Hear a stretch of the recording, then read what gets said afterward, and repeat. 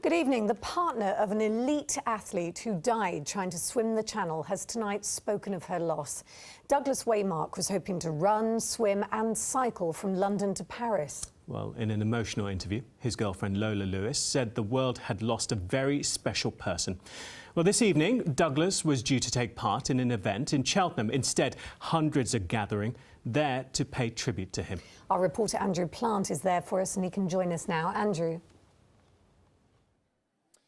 This is exactly the kind of thing that Douglas Waymark loved to do. The 10K here tonight is a hard sprint up a hill and then back down again. In fact, it's the sort of thing he quite literally did before breakfast, and he would have been here tonight too, but he had a very special challenge to complete first. Running, swimming and cycling all the way from London, from Marble Arch to Paris, the Arc de Triomphe. As his partner Lola has been telling me today, it's something only a handful of people have ever managed to complete, and something that Doug had been training for a very long time.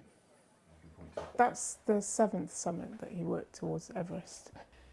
He'd already conquered one of the toughest tasks on Earth. 7 summits on 7 continents had taken Doug Waymark to the top of the world.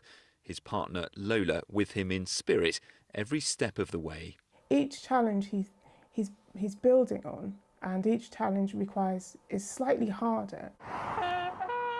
Last week, Doug took on a challenge like no other, running 87 miles from London to Dover, then swimming the Channel, and then cycling 182 miles to Paris, something only 25 people have ever completed.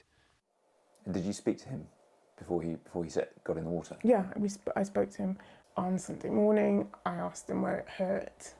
He said his shin was sore, so I asked him if I should kiss it better, and I said it used to work, it's supposed to work. When we were at the dockside, we had lots of cuddles, and I told him that I loved him, and I told him that I thought he was awesome, and I also told him that if he thought that it's not going to be that difficult, because after all it's lying down. But halfway across the sea, after more than 12 hours in the water, Doug began to have problems. It's not clear what went wrong. Doug stopped swimming. He was airlifted to hospital, but never regained consciousness. I had every belief in him and in the effort and the preparation that he'd put in. This is his office. It's a fairly unusual office. It's his office, and the doors usually shut. Doug ran hundreds of races. He sailed, he climbed mountains, cycled and swam, always pushing himself, part of an elite group, testing the boundaries of human endurance. This is something else, isn't it? I mean, there are hundreds of medals. Dedicated to endurance, but equally dedicated to family, friends, and his partner Lola too. And she says, to strangers, always there to help whenever he was needed. He was funny, he was approachable, he was strong. So there's lots of reasons why he was awesome and people loved him.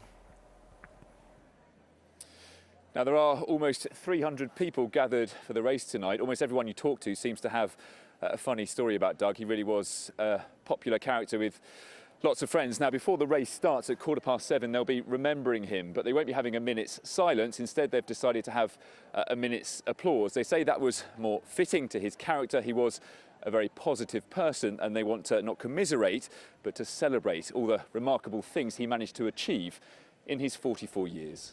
That's a really touching tribute to do that with applause. Thank you, Andrew.